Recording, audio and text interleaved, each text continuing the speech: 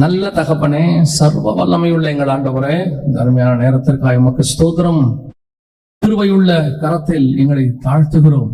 கோணநாளவைகளை செவையாக்கி ஆண்டவரே, கதவுகளை உடைத்து தாப்பாள்களை முறித்து எங்களுக்கு வழியை ஆயத்தம் பண்ணுகிற தேவன், செங்கடல் பிளந்து எங்களை அக்கறைப்படுத்தி ஆண்டவரே எங்களை சுமந்து கொண்டு போகிற தகப்பனாய் இருக்கிறபடினால உமக்கு ஸ்தோத்திரம். பாலும் தேனும் ஓடுகிற தேசத்தை நாங்கள் அடைகிற வரைக்கும் தேவன் எங்களோடு கூட இருக்க போற தயவுக்காக உமக்கு நன்றி. உங்களுடைய மன்னாவை ஒவ்வொரு நாளும் நீர் எங்களுக்கு தந்து கொண்டிருக்கிற தயவுக்காய் ஸ்தோத்திரம். உங்களுடைய மன்னாவை தந்து பிட்டு தரும்படி நாங்கள் செபிக்கிறோம். நீர் பேசும், நீர் இடைபடும். எங்கள் ஆண்டவர் இயேசு கிறிஸ்துவின் நாமத்தில் ஒப்பு கொடுத்து ஜெபிக்கிறோம் எங்கள் ஜீவனுள்ள நல்ல பிதாவே. அல்லேலூயா. 2 கொரிந்தியர் 11ஆம் அதிகாரம் 2வது வசனம், நான் உங்களை கற்புள்ள கன்னிகையாக கிறிஸ்து எனும் ஒரே புருஷனுக்கு ஒப்பு கொடுக்க நியமித்தபடியால். திருச்சபையை குறித்து பவுல் இவ்விதமாய் எழுதுகிறார். திருச்சபை மணவாளன் என்கிறதான கிறிஸ்துவுக்காக ஆயத்தம் பண்ணப்படுகிறது. இந்த ஆயத்தம் பண்ணப்படுகிற திருச்சபையை குறித்து அவர் சொல்லுகிற வார்த்தை என்னவென்று சொன்னால், ஒரே புருஷனுக்கு உங்களை ஒப்பு கொடுக்க நியமித்தபடியால் நீங்களும் நானும் வரப்போகிற இயேசு கிறிஸ்துவுக்கு ஒப்பு கொடுக்கப்படுவதற்காக காத்திருக்கிறோம் அல்லது பாதுகாக்கப்பட்டு கொண்டிருக்கிறோம். இப்ப நீங்க ஒரு திருச்சபைக்குள்ள இருக்கிறீங்க, ஒரு மெய்ப்பயணத்துல இருக்கிறீங்க. இந்த சபையில 5 வகையான ஊழியங்கள் இருக்கிறது. மெய்ப்பன் ஊழியம் இருக்கு, போதக ஊழியம் இருக்கு, அப்போஸ்தல ஊழியம் இருக்கு, தீர்க்க தரிசனம், சுவிசேஷம். இந்த 5 ஊழியங்களும் சேர்ந்து ஒரு கன்னிகையை தயார் பண்ணி வரப்போகிற மணவாளனுக்கு ஒப்படைத்தல். இதுதான் திருச்சபையினுடைய வேலை. நாம் அனைவரும் அந்த திருச்சபைக்குள்ளே ஒரு அங்கத்தினராக இருக்கிறோம். உங்களை இங்கே வைத்திருப்பதற்கு கர்த்தருக்கு முகாந்திரம் என்னவென்று சொன்னால், ஆவியானவர் எழுதுகிறார், வரப்போகிற புருஷனுக்கு உங்களை ஒப்பு கொடுப்பதற்கு. புருஷன் என்றால் ஆண், ஆண் மகன் என்ற அர்த்தம்.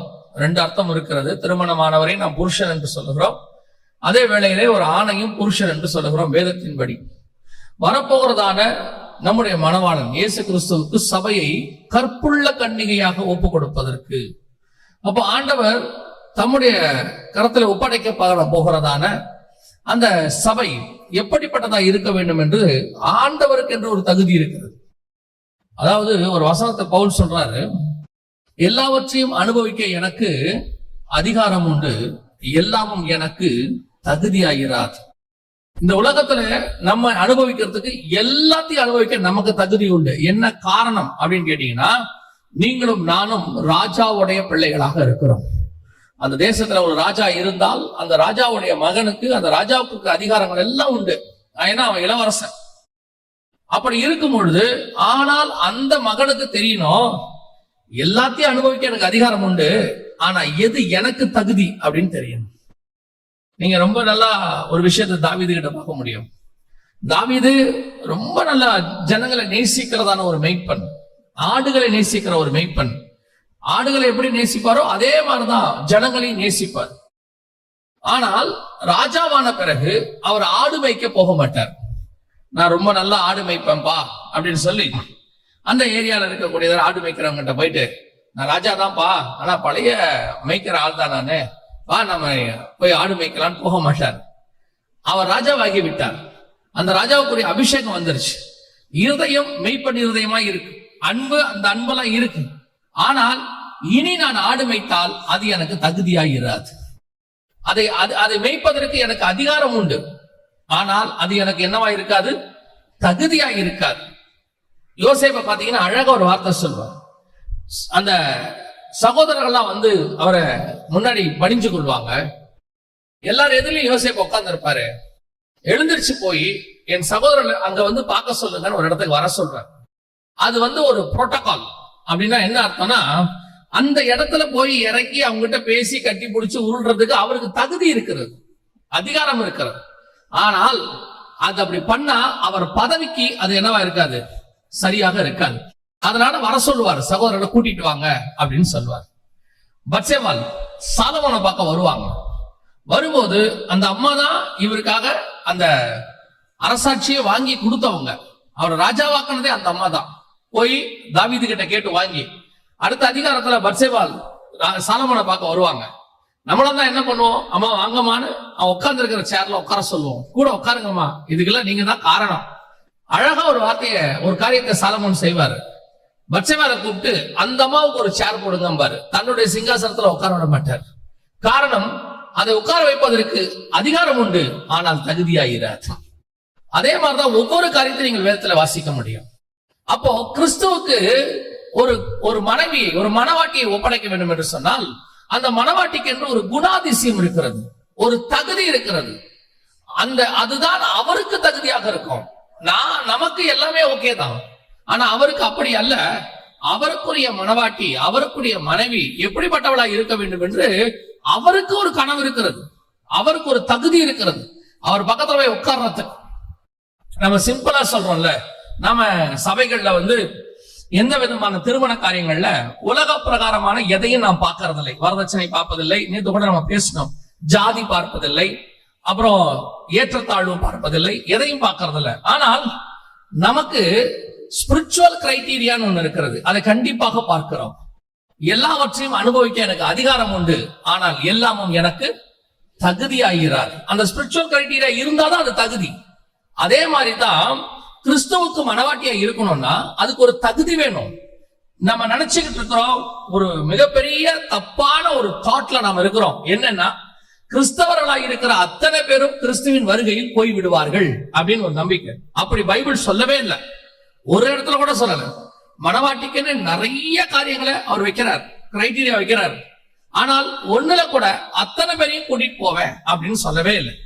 நான் அடிக்கடி சொல்லுவேன், எவ்வளவு பேர் சர்ச்சுக்குள்ள வராங்கன்றது முக்கியமே கிடையாது, எவ்வளவு பேர் சர்ச்சில இருந்து பரலோகத்துக்கு வராங்கன்றதுதான் முக்கியம். நம்ம கூட்டம் நிறைய இருக்கிறோம், சந்தோஷம், இல்லைன்னு சொல்லல. ஆனால் அத்தனை பேரும் பரலோகத்துக்கு வந்தாதான் இவ்வளவு பேர் இங்க வந்ததுக்கான காரணம் இருக்கிறது. அப்ப எல்லாரும் தகுதி படைச்சிருக்கிறோமா? இங்க அத்தனை பேரும் அவருடைய விருப்பப்படி இருக்கிற கற்புள்ள கன்னிகையா இருக்கிறோமா? அவருடைய கிரைட்டீரியாவுக்கு ஒத்து போகிறோமா அப்படின்னு சொல்லி பார்த்தா, கர்த்தர் நமக்கு சில காரியங்களை, ராஜாவை சந்திப்பதற்கு சில காரியங்களை வச்சிருக்கிறார். அவரை சந்திப்பதற்கு 1 ராஜாக்களின் புஸ்தகம் 1ஆம் அதிகாரம் 2வது வசனத்தை வாசிங்க. அப்பொழுது அவனுடைய ஊழியக்காரர் அவனை நோக்கி, ராஜ சமூகத்தில் நின்று ராஜாவுக்கு பணிவிடை செய்யவும் ராஜாவாகிய எங்கள் ஆண்டவனுக்கு அனல் உண்டாக்கும்படி கன்னியாகிய ஒரு சிறு பெண்ணை தேடுவோம் அப்படின்னு சொல்றாங்க. இந்த வசனத்துல பாத்தீங்கன்னா, அந்த ராஜாவுக்கு அனல் உண்டாக்கணும். இந்த ராஜா யாரு அப்படின்னு கேட்டீங்கன்னு சொன்னா, தாவீது. தாவீது யாரு? ஆரம்பிக்கும் போதே ஓப்பனிங்க பயங்கரமான ஓப்பனிங், கோலியாத்தை ஜெயிச்சுட்டு வந்தவர். அதுக்கப்புறம் எல்லாம் அவருடைய யுத்தம் எல்லாம் ஸ்பிரிச்சுவல் வார் தானாமா. நீர் கர்த்தருடைய யுத்தத்தை நடத்துகிறவராமேன் அப்படின்னு சொல்றான். அந்த மாதிரி ஒரு ஜைஜாண்டிக்கான ஆளு. தாவீதை கண்டு பெலிஸ்தர்கள் பயந்திருந்தார்கள். ஐப்ராத் நதிக்கரை வரைக்கும் தாவீதுடைய எல்லை பெரிதாக இருந்தது என்று சொல்லப்படுகிறது. அந்த மாதிரி தாவீதுடையதான விஸ்தாரம். அப்படிப்பட்ட ஒரு ராஜ்யபாரம் இன்னைக்கு அனல் இல்லாமல் படுத்து கிடக்கிறது. அப்படிப்பட்ட ஒரு ராஜா இன்னைக்கு அனல் இல்லாமல் படுத்திருக்கிறார். அதனுடைய அர்த்தம் என்னவென்று சொன்னால், தாவீது கிறிஸ்துவுக்கு அடையாளமாக இருக்கிறார். இந்த காலகட்டத்தை குறித்து இந்த குறித்து யாக்கோபு ஒரு தீர்க்க தரிசனம் சொல்றார். தாவீது இப்படி படுத்திருப்பதை குறித்து யாக்கோபு ஒரு தீர்க்க தரிசனம் சொல்கிறார். வாசிங்க, ஆதியாகமத்தின் புஸ்தகம் 49ஆம் அதிகாரம் 9வது வசனத்தை வாசிங்கள். யூதா பாலசிங்கம், இனி இறை கவிக்கொண்டு ஏறி போனாய், என் மகனே, சிங்கம் போலும் கிழச்சிங்கம் போலும் மடங்கி படுத்தான், அவனை எழுப்புகிறவன் யார்? இந்த யூதா கோத்திரத்தினுடையதான சிங்கம் அப்படின்னு கேட்டீங்கன்னா, ராஜ்யபாரம் ஆரம்பிக்கிறது தாவீது கிட்ட. சவுல் பென்யமீன் கோத்திரத்தான். யூதா கோத்திரத்தினுடையதான ராஜ்யபாரம், கிறிஸ்துவின் ராஜ்யபாரத்துக்கான அடையாளம் ஆரம்பிக்கிறது தாவீது கிட்ட. அந்த ராஜ்யபாரம் முடிவடைவது இயேசு கிட்ட. இந்த 2 பேரை பத்தின ப்ராபசி தான் இங்க இருக்கும். யாக்கோபு பார்த்தது. யாக்கோபு சொல்றாரு, சிங்கம் போலும் கிழச்சிங்கம் போலும் மடங்கி படுத்தான். இந்த சிங்கம் கிழச்சிங்கம் யாருன்னு கேட்டா, இயேசு கிறிஸ்து தான் சிங்கம், யூதா கோத்திரத்து சிங்கம். அவர் கிழச்சிங்கம் யாருன்னா தாவீது. ஏன்னா அந்த 1 ராஜாக்களின் புஸ்தகம் 1ஆம் அதிகாரம் 1ஆம் வசனம் சொல்லுகிறது. அந்த 1 ராஜாக்கள் 1:1 வாசிங்க. தாவீது ராஜா வயது சென்ற விருத்தாப்பியனான போது, வயது சென்ற கிழவன் ஆயிட்டாரு. இவங்க 2 பேரும் இப்ப மடங்கி படுத்திருக்கிறாங்க. இங்க தாவீது மடங்கி படுத்திருக்கிறார், அனல் இல்லாம. இயேசு சிலுவையில் அறையப்பட்டு கல்லறைக்குள்ள வைக்கப்பட்டிருக்கிறார். இந்த ரெண்டு பேருக்குமான பதில், அந்த கேள்வி யாக்கோபுக்கு வருகிறது. சிங்கம் போலும் கிளச்சிங்கம் போலும் மடங்கி படுத்தான், அவனை யூதா கோத்திரத்தை எழுப்புகிறவன் யார்?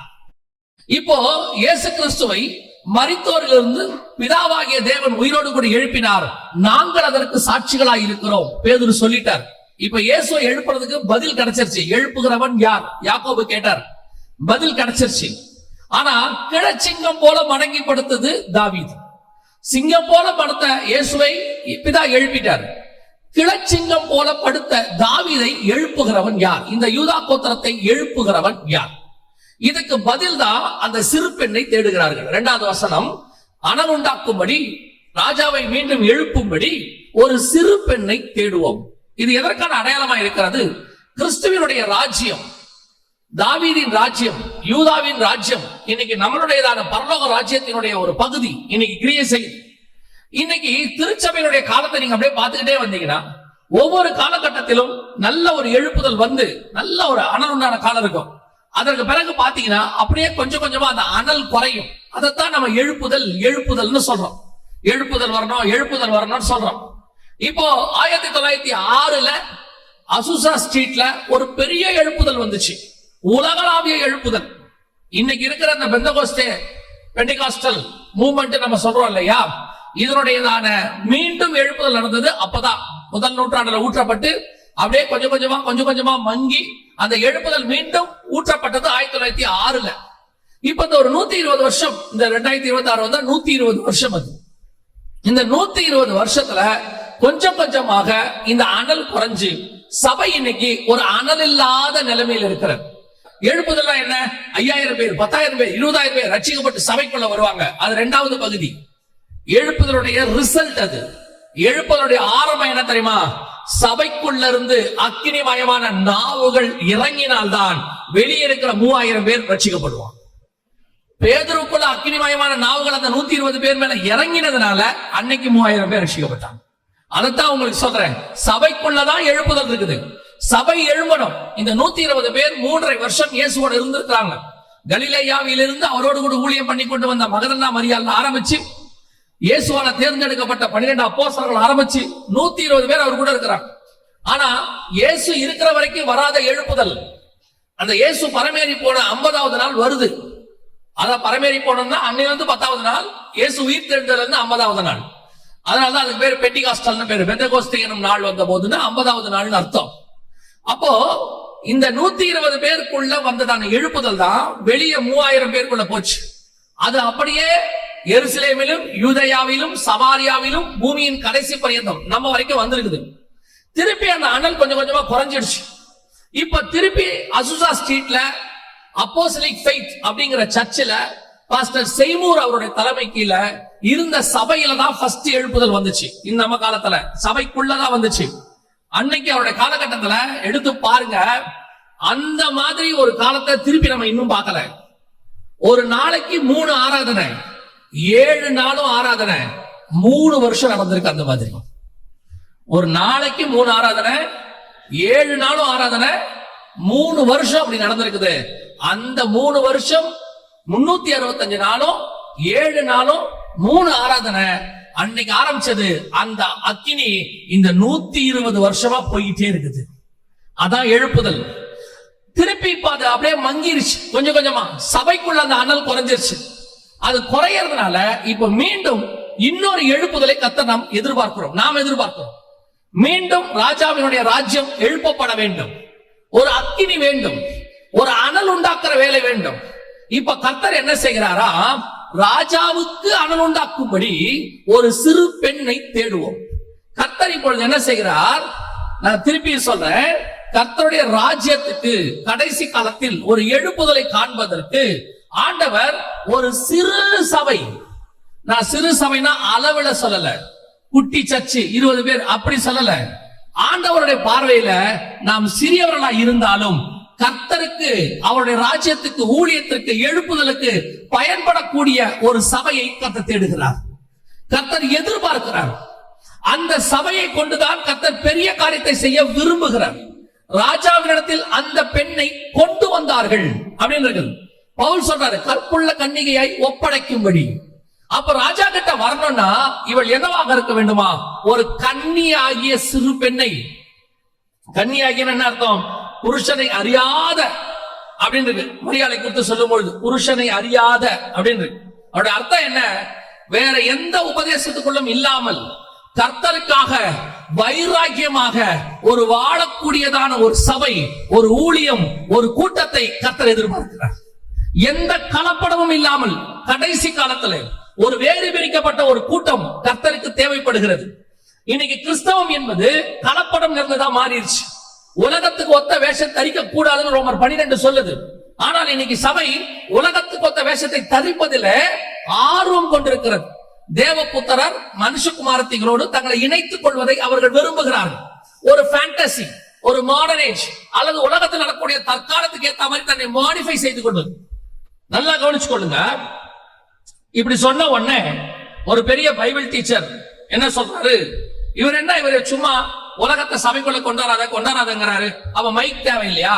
அவ லைட் தேவையில்லையா? ஸ்பீக்கர் தேவையில்லையா அப்படின்னு கேட்கிறாரு. திருப்பியும் சொல்றேன், நல்லா கவனிச்சு கொள்ளுங்க. இப்ப வேத வசனம் இருக்குது.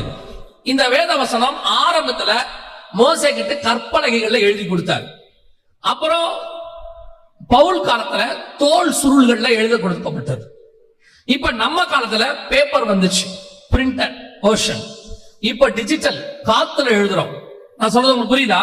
கற்பலகையில் இருந்துச்சு, அப்புறம் தோல் சுருளுக்கு வந்துச்சு, அப்புறம் பேப்பருக்கு வந்தது, இப்போ காத்துல எழுதுறோம், டிஜிட்டல். இந்த மோடு மாறும். கற்பலகையில இருந்து, தோல்ல இருந்து, பேப்பர்ல இருந்து, காத்துல இருந்து, இன்னும் வேற என்ன கூட வரும். மோடு மாறும். ஆனால் அன்னையிலிருந்து இன்னைய வரைக்கும் வேத வசனம் மாறவே மாறாது. வசனம் அப்படியே தான் இருக்கும். இப்போ இந்த மோடு மாறலாம், வசனம் மாறக்கூடாது. வசனத்துக்குள்ள கலப்படம் வரக்கூடாது. அதைத்தான் சொல்றேன். நீங்க நானும் அன்னைக்கு பைஜாமா ஜிப்பா போட்ட ஊழியக்காரங்களை பார்த்திருப்பீங்க. இன்னைக்கு பேண்ட் ஷர்ட் போடுற ஊழியக்காரங்களை பாக்குறீங்க.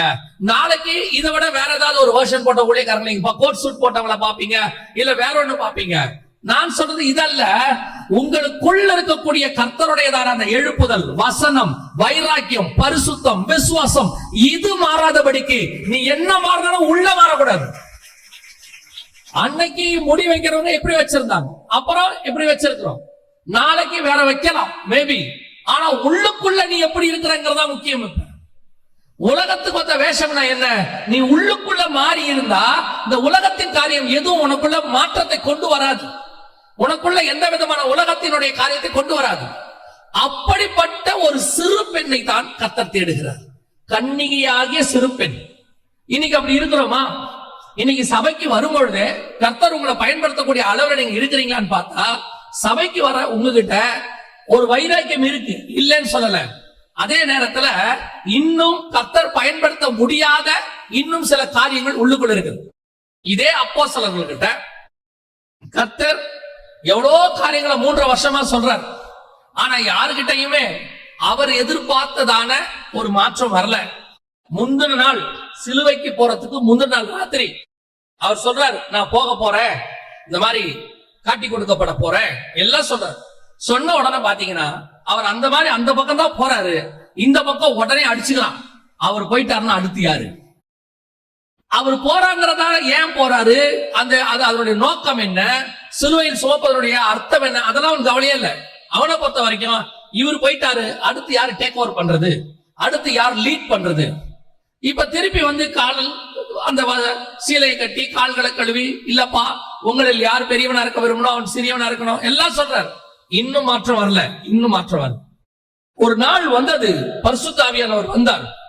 அவங்களுக்குள்ள ஒரு மாற்றத்தை இயேசு பாருங்க, 3.5 வருஷம் இயேசுவோட இருந்திருக்கிறாங்க, மாற்றமே இல்ல. 3.5 வருஷம் இருந்திருக்கிறாங்க. ஆவியானவர் வந்தார், ஒரு பெரிய மாற்றத்தை கொடுத்தார். எதெல்லாம் அவங்க இயேசு கூட இருக்கும் பொழுது தப்பாக நடந்தார்களோ அல்லது நடக்கப்பட்டார்களோ யோசித்தார்களோ, இப்ப அப்படியே ஆப்போசிட்டா மாறிடுச்சு. அப்படி மாறின பிறகுதான் அவர்களை எடுத்து கர்த்தரால் பயன்படுத்த முடிஞ்சிச்சு. ஒரு எழுப்புதல் வந்தது. உங்களுக்கும் எனக்கும் சர்ச்சுக்குள்ள வரும், we are all Christians, அப்படிதான் இருக்கிறோம். ஆனால் கர்த்தர் எதிர்பார்க்கிற மாற்றம் உங்களுக்குள்ள இருக்கிறதா? கர்த்தர் உங்களை கொண்டு ஒரு எழுப்புதலை கொண்டு வருவதற்கு நீங்கள் பாத்திரம் உள்ளவர்களா இருக்கிறீர்களா? அதான் கொஸ்டின். இன்னைக்கு அந்த இடத்துல சர்ச் இல்ல, அதான் முக்கியம். சபை இருக்கு, ஆனால் சபை எழுப்புதலுக்கான இடத்துல இருக்குதா? எனக்கு தெரிஞ்சு 30 வருஷமா நம்ம ஜெபம் பண்றோம் எழுப்புதலுக்காக. நான் இயேசுவை ஏற்றுக்கொண்டு இது 33வது வருஷம். இந்த 33 வருஷமா இயேசு எழுப்புதலுக்காக நம்ம ஜெபம் பண்ணிட்டே இருக்கிறோம். நிறைய பேர் ஜெபம் பண்றாங்க, நிறைய பரிசுத்தவான்கள் முழங்கால நின்று அழுவுறாங்க. எல்லாம் உண்மைதான். வராததுக்கு என்ன காரணம்? அதான் ரீசன். வராதுக்கு என்ன காரணம்? 3 வருஷம் இருந்த இயேசு கிட்ட இருந்து பரிசுத்த ஆவியானவர் வந்த உடனே எழுப்புதல் வந்துடுச்சே. இப்போ 30 வருஷமா எழுப்புதல் எதிர்பார்க்கிறோமே, நாம் எதிர்பார்க்கிற எழுப்புதல் வரலையே. காரணம் என்ன அப்படின்னா, எழுப்புதல் வராமல் இருப்பதற்கு காரணம் அங்கே தாவீதுக்கு கொண்டு வரப்பட்ட அந்த சிறு பெண்ணை போல கர்த்தர் எதிர்பார்க்கிற ஒரு சபை, கர்த்தர் எதிர்பார்க்கிற ஒரு ஊழியம், கர்த்தர் எதிர்பார்க்கிற ஒரு விசுவாசி இன்னும் கர்த்தருக்கு கிடைக்குது. கிடைச்சா நிச்சயம் கர்த்தர் அவர்களை கொண்டு பெரிய காரியங்களை செய்ய வல்லமை உள்ளவராய் இருக்கிறார். ஒரே ஒருத்தன் கிடைச்சா போதும் திறப்பின் வாசல நிக்கிறதுக்கு கர்த்தர் செஞ்சிருவார் காரியத்தை. இன்னைக்கு நம்ம அப்படி இருக்கிறோமா? சபை அப்படி இருக்குதா? ஆராய்ந்து பாருங்க. அதுதான் கர்த்தர் எதிர்பார்க்கிறது. அவர் எதிர்பார்க்கிறபடி நீங்க இருக்கணும். அதான் நான் சொன்னேன், நீங்க எப்படி இருந்தாலும் அவர் ஏத்துக்க தயார்.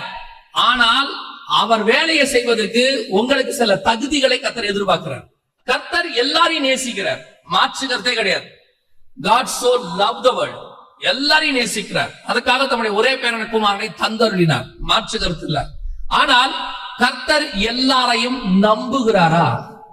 நேசிக்கிறார், இல்லைன்னு சொல்லல, நம்புறாரா? அதான் இங்க முக்கியம். 6 லட்சம் புருஷர்கள் எகிப்தில இருந்து புறப்பட்டாங்க. எல்லாரையும் அவர் தான் விடுதலையாக்கினார். எல்லாருக்காகவும் ஆட்டுக்குட்டி அடிக்கப்பட்டது. எல்லாம் உண்மைதான். ஆனா அவர் நம்பினது ஒரே ஒரு மனுஷனைத்தான். அவங்கிட்ட தான் தன்னுடைய ரகசியங்களை வெளிப்படுத்தினார். அவங்கிட்ட தான் தன் இருதயத்தை வெளிப்படுத்துகிறார். 12 சீஷர்கள் உட்கார்ந்து இருக்கிறாங்க. எல்லார்கிட்டையும் எல்லாத்தையும் பேசுறாரு. ஆனா அவர் நம்பி தன்னுடைய ரகசியத்தை வெளிப்படுத்துறது ஒரே ஒரு சிஷ்யங்கிட்ட தான். அதே மாதிரி தான் கர்த்தர் இன்னைக்கு தன்னுடைய எழுப்புதலுக்கு எல்லாரையும் நேசிக்கிறாரு. ஆனா நம்பி ஒப்படைப்பதற்கு ஒரு திருச்சபையை தேடுகிறார், ஒரு ஊழியனை தேடுகிறார். அது நம்ம சபையா இருக்கணுங்கிறது தான் நமக்கு வாஞ்ச. ஒரு முறை நான் வந்துட்டு ஆண்டவர்கிட்ட ஜெபம் பண்ணும் போது மார்ட்டின் லூத்தர் அவருடைய தானே ஹிஸ்டரியை படிச்சுட்டு இருந்தேன். படிக்க படிக்க படிக்க அவருடைய ரிஃபார்மேஷன் எல்லாத்தையும் படிக்க படிக்க படிக்க இப்படி ஒரு ஜெபம் பண்ணேன். ஆண்டவரே, இன்னொரு மார்ட்டின் லூத்தரை எழுப்புங்கப்பா, இன்னும் ஒரு மார்ட்டின் லூத்தர் வந்தா நல்லா இருக்குமே ஆண்டவரே அப்படின்னு ஜெபம் பண்ணும் போது ஆவியானவர் எனக்கு உணர்த்தினது, இன்னொருத்தரை எழுப்புங்கன்னு ஜெபம் பண்ணாத, என்னை எழுப்புங்கன்னு ஜெபம் பண்ணு, அதுதான் சரியான ஜெபம்னு சொன்னார். நாம் இன்னொருத்தருக்காக ஜெபம் பண்றோம், ஆனா கர்த்தர் நாம் எழும்ப வேண்டும் என்று எதிர்பார்க்கிறார். ஏன் வரக்கூடாது? ஏதோ ஒரு மூலையில இருந்து அமெரிக்கால இருந்து அசுசா ஸ்ட்ரீட்ல இருந்து வரலையா? உலகத்துக்கே அமெரிக்கா மூலையில இருக்கு. அந்த மூலையில இருந்து ஒரு எழுப்புதல் வரலையா? எருசலேமில இருந்து மட்டும்தான் வரணும்னு இல்ல, அமெரிக்கால இருந்தும் வரலாம், நார்வேல இருந்தும் வரலாம். வந்திருக்கு, பல இடங்கள்ல இருந்து எழுப்புதல் நடந்திருக்குது. அதே மாதிரி இங்கிருந்தும் வருவதற்கு வாய்ப்பு இருக்கிறது. கர்த்தர் எடுத்து பயன்படுத்த விரும்புகிறார். ஆனால் அதுக்கு அர்ப்பணிக்கிற ஒரு சர்ச் வேணும். கற்புள்ள அந்த கன்னிகையான ஒரு பெண், அதுதான் ரொம்ப இம்பார்ட்டன்ட். எல்லாரையும் எடுத்து பயன்படுத்த முடியாது. எல்லா பெண்ணும் ராஜாவுக்கு அலங்காரமாய் மாறிட முடியாது இல்ல. எல்லாருமே கர்த்தர் எதிர்பார்க்கிற அந்த காரியத்துக்குள்ள வந்துட முடியாது இல்ல. அதைத்தான் இங்க ஆண்டவர் எதிர்பார்க்கிறார். கன்னிகையான ஒரு பெண், வெரி இம்பார்ட்டன்ட். அதனாலதான் அவன் திருப்பி திருப்பி திருப்பி சொல்றாங்க அந்த வார்த்தைய. அந்த தேசம் எங்கும் தேடி கன்னியாகிய ஒரு சிறு பெண்ணை. ஏன் அனல் உண்டாக்குறதுக்கு எந்த பெண்ணா இருந்தா இல்ல, ராஜாவுக்குன்னு ஒரு குவாலிட்டி இருக்கு, ராஜாவுக்குன்னு ஒரு தகுதி இருக்குது. ராஜா அந்த குவாலிட்டி உள்ளதான சபையை தான் கர்த்தர் தேர்ந்தெடுக்கிறார். எல்லா சபையும் கர்த்தர் தேர்ந்தெடுக்கிறதுல. திருப்பி சொல்றேன், நாம் எதுல பெரிய ஆளா இருக்கிறோங்கிறது முக்கியமே இல்ல, எந்த காரியத்துல பெரிய ஆளா இருக்கிறோன்றது முக்கியமே இல்லை. கர்த்தர் என்னை நம்புகிறாரா, அதுதான் முக்கியம். கடைசி வரைக்கும் இந்த கழுதை மேல கர்த்தர் உட்கார்ந்து இருக்கிறாரா, அதான் முக்கியம். அதை பேஸ் பண்ணித்தான் ஒரு ஊழியக்காரர் இருக்கிறார். இப்போ ஒரு நம்ம கிட்டத்தட்ட ஒரு 1000-2000 பேர் உட்கார்ந்து இருக்கிறீங்க. இவ்வளவு பேர் உட்கார்ந்து இருக்கிறோம், பெரிய சர்ச் அப்படின்னு ஆட்டோமேட்டிக்கா சொல்லிடுவாங்க. பெரிய சர்ச், பெரிய சர்ச் என்பதை விட நாம வாங்க வேண்டிய வேற பேர் இன்னொன்னு இருக்கு, நல்ல சர்ச். கர்த்தருடைய பார்வையிலே பரிசுத்தம் உள்ள சபை, கற்புள்ள சபை, இதுதான் நாம வாங்க வேண்டிய பெயர். இப்ப யோசிச்சு பாருங்க, 50 பேர் உள்ள சர்ச் இருக்கும், இருக்கு, நிறைய இருக்கும். அந்த 50 பேரும் கர்த்தருக்கு பிரியமா இருந்தா, இப்போ கேட்டகரி பெரிய சர்ச்சா சின்ன சர்ச்சா இல்ல, நல்ல சர்ச்சா நல்ல சர்ச் இல்லையா, அதான் கேட்டகரி. கர்த்தர் எதிர்பார்க்கிறது என்ன? பெரிய சபையை உள்ளேவான் அல்ல, உண்மையும் உத்தமம் உள்ளவனே உள்ளேவா. அப்ப கர்த்தர் நமக்கு வச்சிருக்கிற குவாலிட்டி என்ன தெரியுமா? கன்னிகையாகிய ஒரு சிறுபெண். எக்ஸ்பெக்டேஷன், கர்த்தருக்கு ஒரு எக்ஸ்பெக்டேஷன் இருக்கு, அதைத்தான் கர்த்தர் எதிர்பார்க்கிறார். அது உங்ககிட்ட எங்கிட்ட இருக்கா? அப்பதான் கர்த்தர் எடுத்து எதுக்கு பயன்படுத்த முடியும்? ரிவைவலுக்கு பயன்படுத்த முடியும், எழுப்புதலுக்கு பயன்படுத்த முடியும். இன்னும் கொஞ்ச காலம் தான் இருக்கு, பாக்குறோம். வருக வரப்போது, அது நடக்க போது, இது நடக்க போது, எல்லாம் உண்மைதான். ஆண்டவர் சொல்வார்ல யோனா கிட்ட, வலது கைக்கும் இடது கைக்கும் வித்தியாசம் தெரியாத ஜனங்கள். அதே மாதிரி உலகம் முழுக்க வலது கைக்கும் இடது கைக்கும் வித்தியாசம் தெரியாத கோடிக்கணக்கான ஜனங்க இருக்கிறாங்க. இவ்வளவு பேரை விட்டுட்டு பரலோகத்துக்கு போக முடியாது. ஒரு ஊழியக்காரர் அன்னைக்கு ஜெபம் பண்ணாரு, ரொம்ப நாளா ஜெபம் பண்ணாரு. அவர் ஜெபம் பண்ணும்போது இப்படி சொன்னாரு, ஆண்டவரே இத்தனை கோடி ஜனங்களை விட்டுட்டு வர முடியாதுப்பா, ஏதாவது செய்யுங்கப்பா. என்ன ஒரு பாரம் பாருங்க அந்த ஆளுக்கு. அவருடைய அந்த வாஞ்சியை கவனிங்க. இத்தனை கோடி இருக்கு ஆண்டவரே, எப்படிப்பா எல்லாத்தையும் நரகத்துக்கு நான் விட்டுட்டு வர்றது? ஏதாவது செய்யுங்கப்பா, ஏதாவது செஞ்சு கொண்டு வரதுக்கு ஒரு வழி பாருங்கப்பா. உண்மையே ஊழியம் பண்ற மனுஷன் அவர். அவருக்கு அந்த பரிதவிப்பு இருக்குது. இதே பரிதவிப்பு தான் யோனா கிட்ட தேவனுக்கு இருந்துச்சு. அதே இருதயம் தான் இந்த ஊழியக்காரருக்கு அவருக்கு. அந்த இருதயம் நமக்கும் இருந்தால் நல்லது. நம்மை சுத்தி இடது கைக்கும் வலது கைக்கும் வித்தியாசம் தெரியாத ஜனங்கள் லட்சக்கணக்கில் இருக்கிறாங்க. அத்தனை பேரையும் விட்டுட்டு எல்லாம் போயிட முடியாது. அத்தனை பேரையும் விட்டுட்டு வர்றது போயிட முடியாது. எவ்வளவு சிலர் சொல்லுவாங்க தெரியுமா? ஒரு பழமொழி சொல்லுவாங்க நம்ம ஊர் பக்கம், எரியிற வீட்டுல எடுக்கிறது லாபம் பாங்க. கடைசியா எரிஞ்சுக்கிட்டு இருக்க வீட்டுல எதெல்லாம் நம்ம மீட்கிறோமோ எல்லாமே என்னதான் லாபம். அதே மாதிரி இந்த கடைசி காலத்துல வருக வரத்துக்கு முன்னாடி எவ்வளவு ஆத்துவாக்கள் ஆதாயம் பண்றோமோ அத்தனையும் லாபம். ஒண்ணு கிடைச்சாலும் லாபம், 9,000 கிடைச்சாலும் லாபம். சொல்லிட்டே இருக்கணும். ஒரு ரிவைவல் என் சபையில இருந்து வந்துரும் ஆண்டவரே, என் மூலமா கடைசி காலத்துல ஒரு தீ பத்தி எரிஞ்சிரும் ஆண்டவரே, எப்படியாவது ஒரு கொள்ளை பொருளாக நான் புறப்படும் போது கை நிறைய ஆத்துமாக்களை அள்ளிக்கிட்டு உள்ள நுழையணும். அப்படி ஒரு வாஞ்ச வந்துடணும். நம்ம பரலோகத்துக்குள்ள நம்ம சபை நுழையும் போது, அப்படி இஸ்ரவேலர்கள் எகிப்துல இருந்து வெளியே வந்த மாதிரி 6 லட்சம் புருஷர்கள் உள்ள நுழைஞ்ச மாதிரி அத்தனை பேரும் பெரிய கூட்டத்தை கொண்டு போன உள்ள. அப்படி ஒரு ரிவைவலுக்கு நாம காரணமாக இருக்கணும். இருக்கா? அப்ப கர்த்தர் எதிர்பார்க்கிற அந்த சிறு பெண் நீங்களும் நானுமான்னு பார்க்கணும். அந்த கிரைட்டீரியா இப்போ சொல்றேன். அனலை கொண்டு வருவது கர்த்தர் கையில் இருக்கு. ஆனால் சிறு பெண்ணாக கன்னிகையாக இருக்க வேண்டியது நம்ம கையில தான் இருக்குது. நாம கன்னிகையான சிறு பெண்ணாக இருந்தால் அனலை நமக்குள்ள ஏற்படுத்துவதற்கு கர்த்தர் வல்லமை உள்ளவராக இருக்கிறார். அல்லேலூயா. இப்போ இந்த பெண் ராஜாவுக்கு அனல் உண்டாக்கி ராஜாவை எழுதிச்சு உட்கார வச்சுட்டா. வாசிங்க 1 ராஜாக்களின் புஸ்தகம் 1ஆம் அதிகாரம் 15வது வசனம் வாசி. ராஜா மிகவும் வயது சென்றவனாய் இருந்தான். சூனேம் ஊரானாகிய அபிஷாக் ராஜாவுக்கு, நல்ல கவனிங்க, ராஜா எவ்வளவு பண்ணாலும் அனல் இல்லாதபடிக்கு படுத்திருந்தான். வஸ்திரங்களை போட்டு மூடினாலும் அவனுக்கு அனல் உண்டாக்கவில்லை அப்படின்னு சொல்லி 2வது வசனம் சொல்லுது. இந்த வசனம் சொல்லுது ராஜா எழுந்திருச்சு உட்கார்ந்து இருந்தானாமா. அடுத்த வசனம் சொல்லுது அப்பொழுது ராஜா உனக்கு என்ன வேண்டும் என்று பத்சேபாளை பார்த்து கேட்டான் அப்படின்னு. ராஜா ஏஞ்சி உட்கார்ந்துட்டான். அப்படின்னா என்ன அர்த்தம்? இவனுடைய மினிஸ்ட்ரி மிகப்பெரிய சக்சஸ், ரிவைவலை கொண்டு வந்துருச்சுன்னு அர்த்தம், எழுப்புதலை கொண்டு வந்துருச்சுன்னு அர்த்தம். அண்ணன் இல்லாமல் படுத்திருந்த ராஜாவை எழுப்பி உட்கார வச்சுட்டான். இதுதான் நம்முடைய ஊழியத்தினுடைய முடிவாக இருக்கணும். இதை நம்ம கண்ணு பார்க்கணும். நமக்கு ஒரு வாஞ்ச இருக்கணும். ஆண்டவர் எனக்கு சொல்லி கொடுத்தாரு. ஆசீர்வாதத்தை சுதந்திரிப்பதற்கு 3 வகை இருக்குது. 3 வகை இருக்கு. ஒண்ணு, ஆபிரகாம் அந்த தேசத்தை ஆண்டவர் சொன்னார், நீ போ, கானான் தேசத்தை உனக்கு தருவேன் அப்படின்னாரு. தேசத்துக்கு போயிட்டார். ஆனால் அந்த தேசத்துல அவ ஈசாக்கோடும் யாக்கோபோடும் கூடாரங்களில் குடியிருந்தார். பேரப்பிள்ளை வரைக்கும் பார்த்துட்டார்.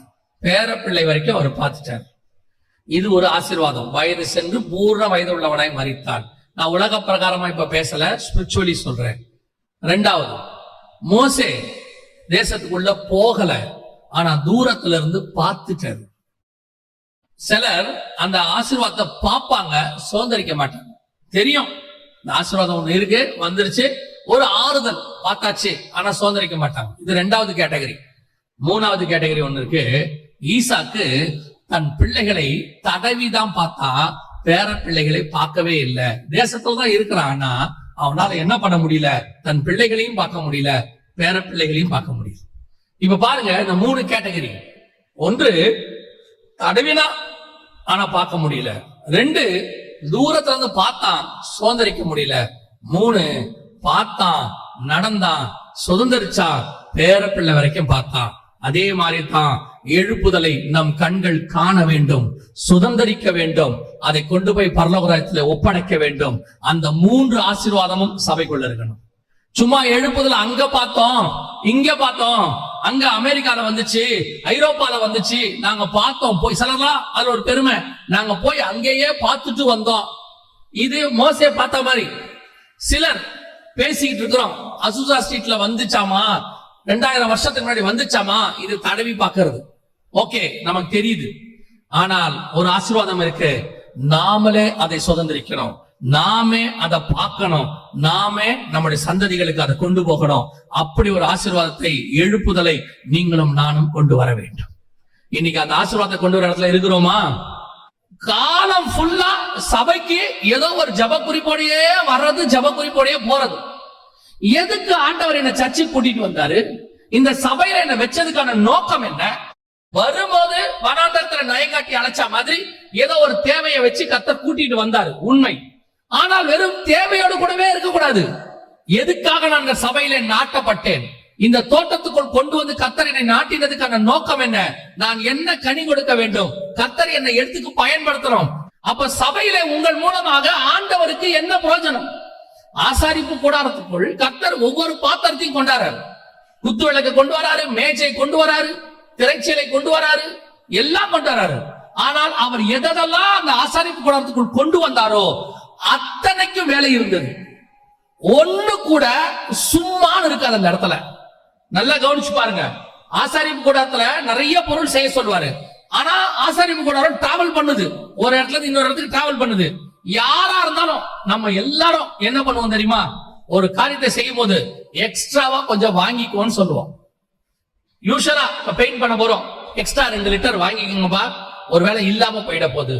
நம்ம யூஷுவலா அதை சொல்லுவோம். இப்ப சாப்பாடு போட போறோம், 50 பேரு, ஒரு 10 பேருக்கு எக்ஸ்ட்ரா போடுங்க, இல்லாம போயிட போகுது, நாம சொல்லுவோம். ஆனா ஆண்டவர் ஆசாரிப்பு கூடாரத்துக்கு மட்டும் என்ன தேவையோ அதை மட்டும் தான் செய்ய சொன்னாரு.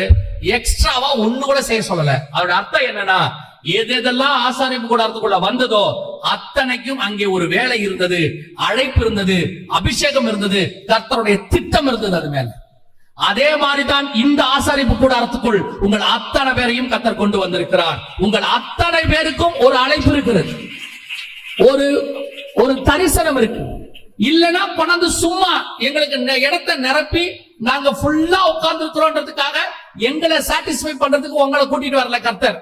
நாங்க இதை விட சின்ன கூட்டமா இருக்கும் பொழுதே மனரம்யமாய் கர்த்தரை ஆராதிச்சிருக்கிறோம். பாலத்துக்கு அந்த பக்கத்துல இப்பவும் ஆராதிக்கிறோம், இன்னும் பெரிய கூட்டம் கொடுத்தாலும் ஆராதிப்போம். ஆனால் நீங்கள் ஏன் வந்தீர்கள்? உங்களை ஏன் கர்த்தர் கொண்டு வந்து தோட்டத்தில் நாட்டினார்? கொண்டு வருவதற்கான முகாந்தரம் என்ன? ஒரு நாள் ஆண்டவரை கேட்டிருக்கிறீங்களா? ஆண்டவரே, என்னை எதுக்கு இந்த சர்ச்சில் வச்சிருக்கீங்க? என்னை கொண்டு என்ன செய்ய போறீங்க? உங்க வேலை என்ன? வந்தேன், ரட்சிக்கப்பட்டேன், அபிஷேகம் பெற்றேன், ஞானசானம் எடுத்தேன், அப்புறம் அவ்வளவுதான். ஞானசானம் எடுத்தேன், அப்புறம் அபிஷேகம் பெற்றேன், அப்புறம் ரட்சிக்கப்பட்டேன், அப்புறம் அவ்வளவுதான். சபைக்குள்ள வந்து உட்கார்றதுல ஒரு பெருமை. கவனிங்க, நீங்க வரணும், சபை கூடி வரதை விட்டு விடக்கூடாது. ஆனால் வந்து என்ன வளர்ச்சி? 25 வருஷம், 10 வருஷம், 5 வருஷம் இருக்கீங்க, என்ன வளர்ச்சி? ஒரு ஆவிக்குரிய வாழ்க்கையில ஒரு வளர்ச்சி தெரியணும்ல. ஒரு பையனை ஸ்கூலுக்கு அனுப்புறீங்க, எல்கேஜி போயிட்டு வரும்போது ஒரு கேள்வி கேட்பீங்க, என்ன சொல்லி கொடுத்தாங்கப்பா? Ring a roses baa baa black sheep சொல்லி கொடுத்தாங்க. ஃபர்ஸ்ட் ஸ்டாண்டர்ட் போயிட்டு வரான், என்னப்பா சொல்லி கொடுத்தாங்க? Ring a roses baa baa black sheep. என்னடா இதுவே தானடா, 2 வருஷமா ஒண்ணும் மாத்தவே இல்லையா? 5வது போயிட்டு வரான், என்னடா சொல்லி கொடுத்தாங்க? Ring a roses. என்னடா ஸ்கூல் அது? என்னடா டீச்சரு? நீ என்னதான்டா படிக்கிற? கேட்பீங்களா மாட்டீங்களா? உங்களை கேட்டு பாருங்க. 5 வருஷம் ஒரு ஊழியத்துல எடுத்து ஒரு துரும்பு எடுத்து போட்டிருக்கீங்களா? வாலண்டியர் அதே 20 பேர், ஏதாவது ஒரு வேலை செய்யணும் அதே 20 பேர், எல்லாத்துக்கும் அந்த 20 தம்பிங்க 20 தங்கச்சிங்க தான் வருவாங்க. நீங்களே இந்த சர்ச்சுக்கு வாலண்டியர் தான். அத்தனை பேருக்கும் ஒரு வேலை இருக்குது, எல்லாருக்கும். அது என்ன வேலை வேணா இருக்கலாம், இது கிளீன் பண்ற வேலையா இருக்கலாம், அல்லது சைக்கிள் பாக்குற வேலையா இருக்கலாம், ஏதோ ஒரு வேலை. கர்த்தருக்கென்று ஏதாவது செய்யும்படிதான் கர்த்தர் உள்ள வச்சிருக்கிறார். கவனிச்சு கொள்ளுங்க, இங்க பெருக்கிறவனு தான் கர்த்தருடைய பார்வையில பெரியவன். கர்த்தருடைய பார்வையில அவன் தான் பெரியவன். லேவி கோத்திரத்துல ஆரோன் என்ன வேணா இருக்கட்டும், எலியேசர் என்ன வேணா இருக்கட்டும், ஆனால் ஆசாரிப்பு கூடாரத்தின் வாசலிலே காத்திருந்த யோசுவா தான் கர்த்தருடைய திட்டத்துக்குள்ளே இருந்தவன். அதான் கர்த்தருடைய திட்டம். அது வரணும். இன்னைக்கு சபைகளுக்குள்ள அவங்களுக்குள்ள ஒரு பெருமை, நான் பணக்காரன், நான் அது, நான் படிச்சவன், எல்லாத்தையும் வாசல்ல வரும்போதே, செருப்பு கட்டும் போதே உன் பண பெருமை, படிப்பு பெருமை, பதவி பெருமை எல்லாத்தையும் ஓர வச்சுட்டு, நான் கர்த்தரால் இந்த சபைக்குள்ள அழைத்து கொண்டு வரப்பட்டிருக்கிறேன், அவருடைய ரத்தத்தால் மீட்கப்பட்டிருக்கிறேன், நாங்கள் அத்தனை பேரும் ஒரே ரத்தத்தால் கழுவப்பட்டோம், ஒரே பாத்திரத்தில் பானம் பண்ணுகிறோம், ஒரே தேவனை ஆராதிக்கிறோம் அப்படிங்கிற ஒரு மனம் வந்தாதான் நம்மளை வச்சு ரிவைவல் கொண்டு வர முடியும். அதான் கர்த்தருடைய எக்ஸ்பெக்டேஷன். இன்னைக்கு அது இருக்குதா? அந்த எக்ஸ்பெக்டேஷன் இருக்குதா? அதான் கர்த்தர் தேடுறார். அந்த பணிவிடை செய்யக்கூடியதான ஒரு பெண், அவர் ரிவைவலை கொண்டாந்துட்டா பாருங்க, எவ்வளவு அழகா கொண்டாந்து ராஜா உட்கார வச்சுட்டா பாருங்க. அதான் பெரிய விஷயம். கடைசியா ஒரு காரியத்தை நான் சொல்லி முடிக்க வேண்டும் என்று விரும்புகிறேன். அந்த பெண்ணுக்குள்ள இருந்த ஒரு பெஸ்ட் குவாலிட்டி பாருங்களேன். வாசிங்க, 1 ராஜாக்களின் புஸ்தகம் 1ஆம் அதிகாரம் 4வது வசனம் வாசிங்க. அந்த பெண் வெகு அழகா இருந்தால், அவள் ராஜாவுக்கு உதவியாய் இருந்து அவனுக்கு பணிவிடை செய்தால், ஆனாலும் ராஜா அவளை அறியவில்லை. யாராவது இப்படி ஒரு பணிவிடை செய்வீங்களா? யாராவது இப்படி ஒரு பணிவிடை செய்வீங்களா? நம்ம செய்யற ஒரு சின்ன விஷயம் கூட ரிஜிஸ்டர் ஆகணும்னு நம்ம நினைக்கிறோம். ஆமா தானே? நாம செய்யற ஒரு சின்ன விஷயம் கூட பாஸ்டர் பார்வைக்கோ, பாஸ்டர்மா பார்வைக்கோ, அல்லது மூப்பர்கள் பார்வைக்கோ ரிஜிஸ்டர் ஆகணும். அவங்க பார்க்கும்போது அந்த ஊழியத்தை நம்ம செய்யறத அவங்க பார்க்கணும். நீ செய்யற வேலை தேவனுக்கு செய்யற, கர்த்தர் பார்க்கிறான்னு செய்யணும். மனுஷன் பார்க்கிறான்னு செய்யக்கூடாது. சில நேரத்தில் மனுஷனால் கனப்படுத்தப்படலாம், கனப்படுத்தப்படாமலும் போகலாம். ஆனால் உன்னை கனப்படுத்துகிறவர் ஒருத்தர் மேல உட்கார்ந்து இருக்கிறாரு. நீ செய்கிற எல்லா காரியங்களையும் அவர் கவனித்துக் கொண்டே இருக்கிறாரு, பார்த்துக்கிட்டே இருக்கிறாரு. அவர்கிட்ட ஞாபக புஸ்தகம் ஒண்ணு இருக்குதாமா, எல்லாத்தையும் எழுதுறாரு, டேட் போட்டு டைரி மாதிரி எழுதுறாரு. நீ ஒரு துரும்பு எடுத்து கர்த்தருக்கு போட்டாலும் அது தெரியும் அவருக்கு. துரும்பு எடுத்து போட்டாலும் தெரியும், பார்த்துக்கிட்டே இருப்பாரு. என்ன பண்றீங்க, ஏது பண்றீங்க. இன்னைக்கு பல நேரங்களில நான் என்னுடைய அனுபவத்துல இருந்து சொல்றேன். எனக்கு குறைவான அனுபவம் தான். இந்த குறைவான அனுபவத்துல சொல்றேன். எங்க சபையில நாங்க ஊழியம் பண்ற காலத்துல, அதாவது நாங்க விசுவாசியா போயிட்டு இருக்கும் போது, எங்க பாஸ்டர்லாம் ஒரு நாளும் எங்களை கூப்பிட்டு, நாங்க வாலிபர்கள் அத்தனை பேர் இருந்தோம். அப்ப எங்க சபையில நிறைய வாலிபர்கள், எங்க யாரையுமே கூப்பிட்டு எந்த வேலையுமே செய்ய சொன்னதே கிடையாது. இதை செய்ப்பா அதை செய்ப்பான்லாம் கிடையாது. நாங்களே ஆராதனை தொடங்கறதுக்கு முன்னாடி எங்களுக்கு எல்லாம் பாய் தான். இப்ப உங்களுக்கு கார்பெட் போட்டுருக்காங்க, எங்களுக்கு எல்லாம் பாய் தான். நாங்களே பாய் விரிச்சிருவோம். பாயெல்லாம் விரிச்சுட்டு மேல புல்பீட்ல மைக் செட் பண்றவங்க ஒரு டீம் இருப்பாங்க, அவங்க அதெல்லாம் செட் பண்ணி எல்லாம் பண்ணுவாங்க. நாங்க கீழே பாயை போடுறது, இந்த வேலையெல்லாம் பார்த்துட்டு இருப்போம். ஒரு டீம் கீழே போய் சைக்கிள், அப்பெல்லாம் சைக்கிள் தான், சைக்கிளை வருஷப்படுத்துறது, அதை செய்வாங்க. எங்க பாஸ்டர் அப்பெல்லாம் சிசிடிவி கேமரா ஒண்ணுமே கிடையாது. அவர் ஆராதனைக்கு வர்றதுக்கு முன்னாடி வரைக்கும் உள்ரூம்ல முழங்கான் போட்டுக்கிட்டு இருப்பாரு. நேரா பைபிளை தூக்கிட்டு புல்பீட்டுக்கு தான் வருவார். அவர் பாக்குறாரு பாக்கலங்கிறது எங்களுக்கு தெரியவே கிடையாது, தெரியாது. ஆனால் ஒன்று, எங்க அத்தனை பேரையும் கர்த்தர் பார்த்துக்கிட்டே இருந்தார் மேல இருந்து. நாங்க இன்னைக்கு சொல்லுவோம், எங்க பாஸ்டர் கிட்ட இருந்து குறைஞ்சபட்சம் ஒரு 100 ஊழியக்காரனாவது உருவாகி இருக்கிறான். 100 ஊழியக்காரன் உருவாகி இருக்கிறான். எங்க பாஸ்டர் அவங்களெல்லாம் அபிஷேகம் பண்ணி அனுப்பினாரான்னு தெரியாது, ஆனால் கர்த்தர் அத்தனை பேரையும் அபிஷேகம் பண்ணி அனுப்பி இருக்கிறார். கர்த்தர் செலக்ட் பண்ணி அனுப்பி இருக்கிறார். கர்த்தர் தேர்ந்தெடுத்தாரு. அவர் பார்த்துக்கிட்டே இருக்கிறாரு. ராஜா அறியவில்லை. அபிஷேகம் பண்ண ஊழியத்தை யார் அறியவில்லை? ராஜாவுக்கு தெரியாது. வசனம் தெளிவா இருக்கு, ராஜா அவளை அறியாதிருந்தான். அதான் இம்பார்ட்டன்ட். யாரு பாக்குறாங்க, யாரு பார்க்கல, என்ன நடந்துச்சு, என்ன கணம் பண்ணுச்சு, அதை பத்தி நமக்கு கவலையே இல்லை. எஸ்தரின் புஸ்தகத்தை வாசிச்சு பாருங்க. எஸ்தரின் புஸ்தகத்துல ஒரு அற்புதமான காரியம் இருக்கு. அதாவது மொர்தெக்காய் ராஜாவை காப்பாத்தி இருப்பார். அப்படி காப்பாத்தின உடனே அவனுக்கு எந்த விதமான ஒரு காரியமும் கனமும் செய்யப்பட்டிருக்காது. அப்பொழுது ஒரு நாள் ராஜா என்ன பண்ணுவாரு, இந்த காரியங்களை வர்த்தமானங்களை படிச்சுட்டு இருக்கும் போது ராஜா கேட்பாரு, இந்த நம்மள ஒரு மனுஷன் காப்பாத்தினானே, அந்த மனுஷனுக்கு நம்ம கனப்படுத்திட்டோமா அப்படின்னு கேட்பாரு.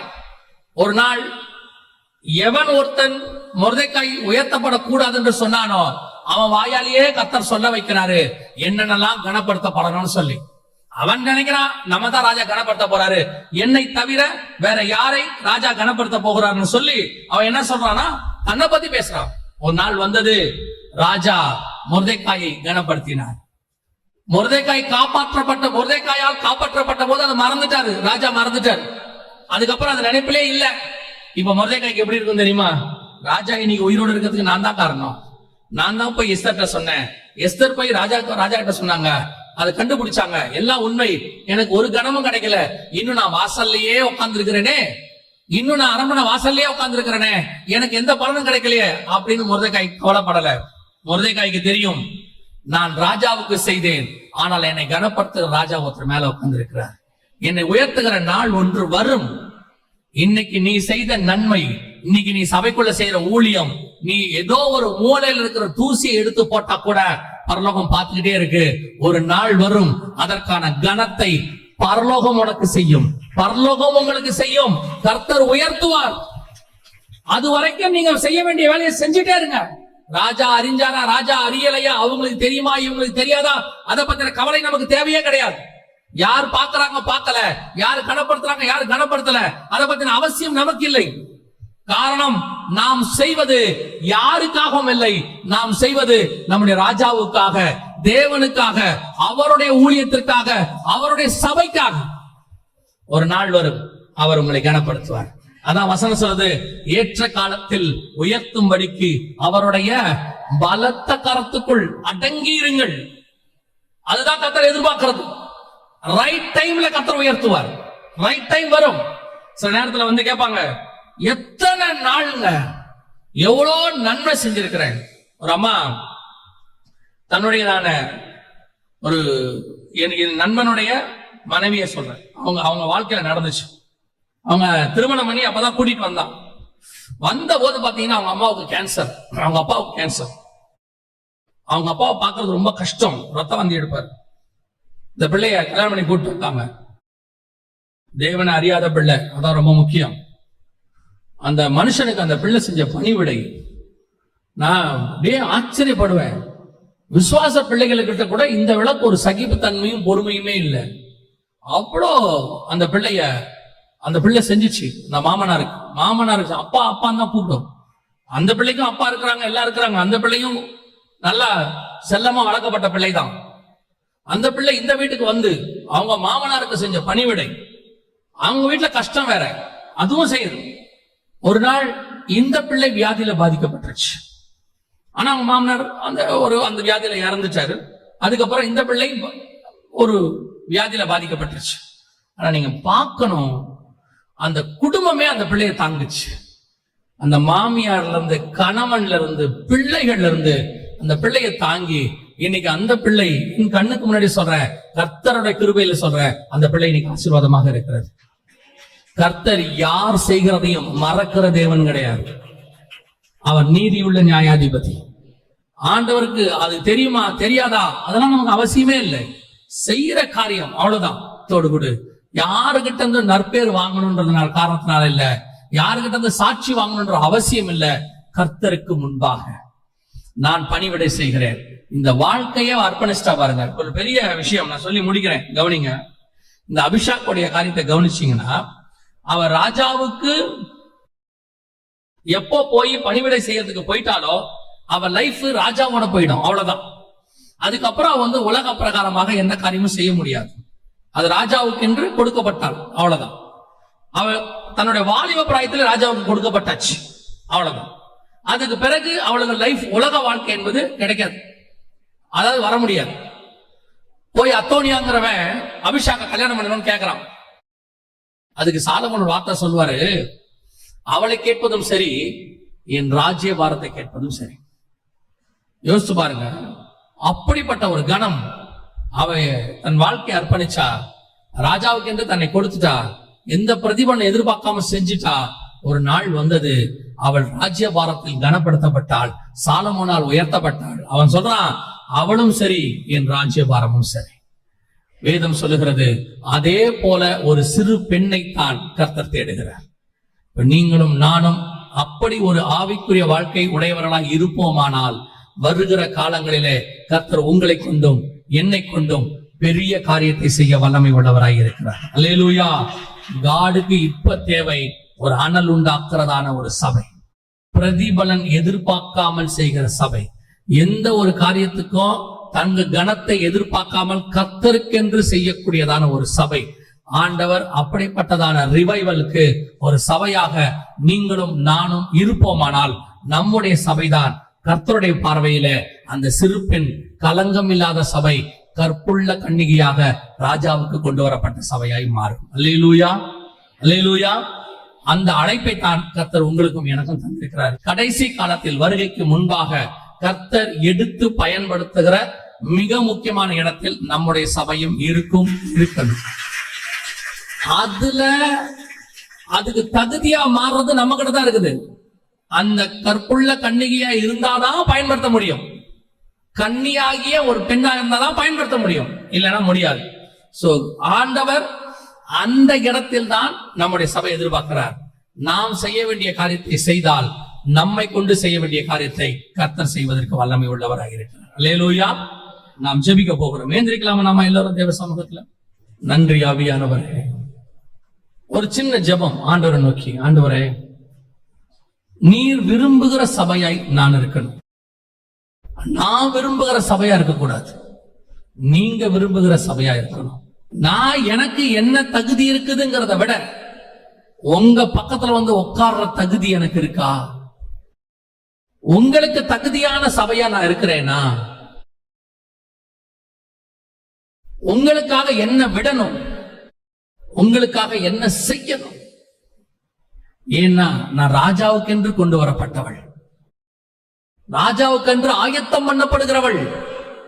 என் சுய விருப்பு வெறுப்புக்கு இங்க இடம் கிடையாது. என் இஷ்டத்துக்கு எதுவும் செய்ய முடியாது. சபை கர்த்தருடைய மனவாட்டி, கற்புள்ள கன்னிகை, கன்னியான ஒரு பெண், சிறு பெண். என் இஷ்டத்துக்கு நான் உலகத்தோடு கூட தொடர்பு கொள்ள முடியாது. வேதம் சொல்லுது, சர்ப்பமானது ஸ்திரீயானவளை வஞ்சித்தது போல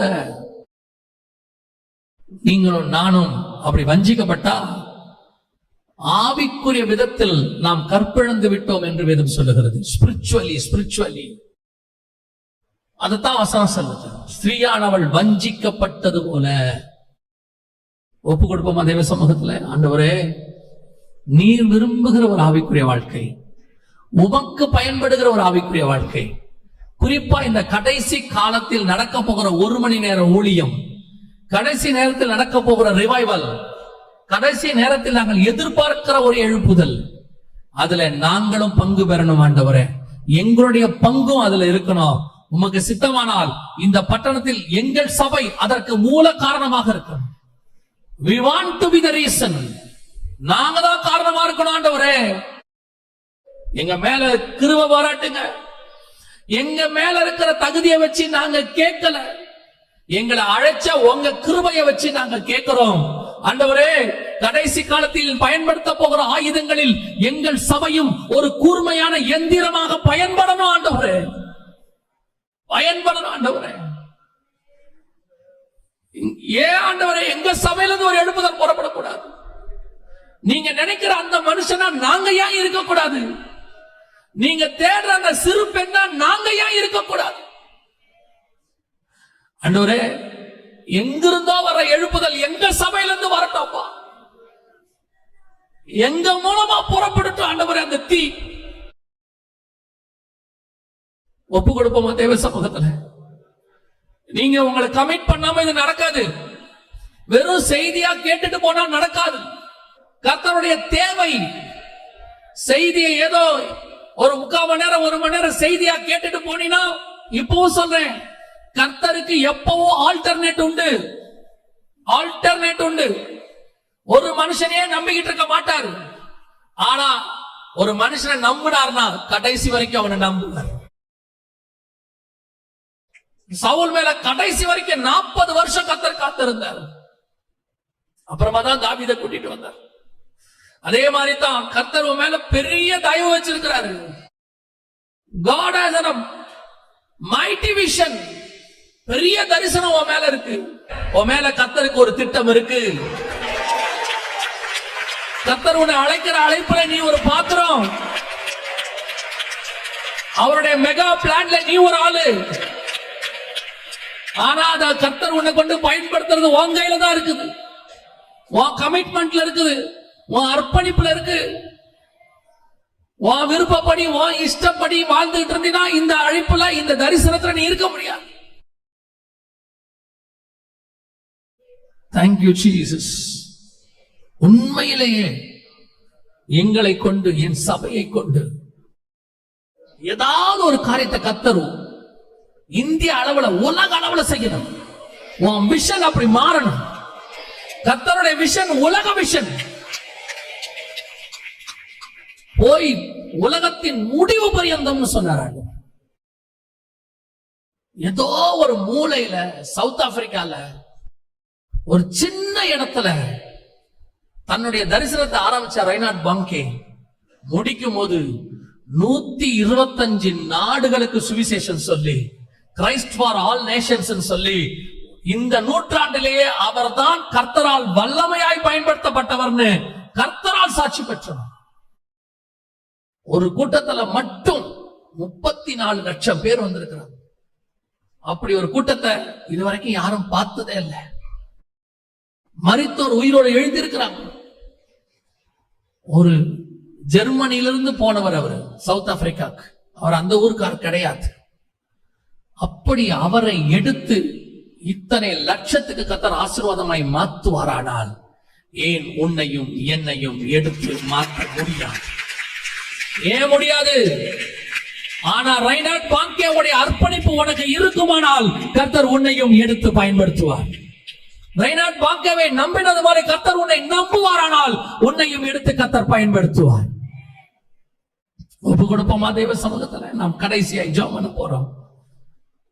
உண்மையிலேயே இந்த எழுப்புதலுக்கு என்னை கொண்டு ஏதாவது செய்யுங்கப்பா, என்னை கொண்டு ஏதாவது செய்யுங்கப்பா அப்படி நீ விரும்பினா, உங்களை கமிட் பண்ணா, அர்ப்பணிச்சா, இனி நான் அல்ல எல்லாம் கிறிஸ்துவே, அப்படி ஒரு அர்ப்பணிப்பு உங்களுக்குள்ளே வருமானால் உங்கள் கரங்களை தேவனுக்கு நேராக உயர்த்தி, ஆண்டவரே நாங்கள் எங்களை அர்ப்பணிக்கிறோம், நாங்கள் எங்களை தருகிறோம், உம்முடைய கிருபையுள்ள கரத்துல எங்களை தருகிறோம். இனி நாங்கள் அல்ல, கிறிஸ்துவே எங்களில் ஜீவிக்கிறார். எங்களை என்ன செய்யணுமோ நீங்க செய்யுங்க, எப்படி நடத்தணுமோ நடத்துங்க ஆண்டவரே. கரங்களை உயர்த்தி ஜெபிக்கிற ஒவ்வொரு பிள்ளைகளுக்காய் ஜெபிக்கிறோம். தேவனாகிய கர்த்தருடைய எழுப்புதலுக்கான முதல் ஆரம்பமா இந்த கூட்டம் இருக்கட்டும். இந்த நாளிலிருந்து ஒரு தரிசனம் எங்கள் பிள்ளைகளுடைய இருதயத்துக்குள்ளே கடந்து வரட்டும். தேவ ஆவியானவருடைய அக்கினியானது ஒரு துளி இன்னைக்கு அத்தருடைய இருதயத்திலும் போடப்படட்டும். கர்த்தருடைய மகிமை மூடட்டும். கர்த்தர் இன்னையிலிருந்து ஒரு பெரிய தரிசனத்தை வைத்து அனுப்புவீராக. வீட்டுக்கு போகும்போது தரிசனத்தை வைத்து அனுப்புவீராக. அது கற்பம் தரிக்கட்டும், அது வளரட்டும். ஆண்டவரே ஒரு பெரிய ரிவைவலை பெற்றெடுக்கட்டும். ஆண்டவரே நம்புங்கப்பா, சபையை நம்புங்கப்பா, எங்க ஜனங்களை நம்புங்க ஆண்டவரே. அப்படி செய்ய போற தயவுக்காய் ஸ்தோத்திரம். உம்முடைய மகிமை மூடட்டும். எங்கள் ஆண்டவர் இயேசு கிறிஸ்துவின் நாமத்தில் பிதாவே.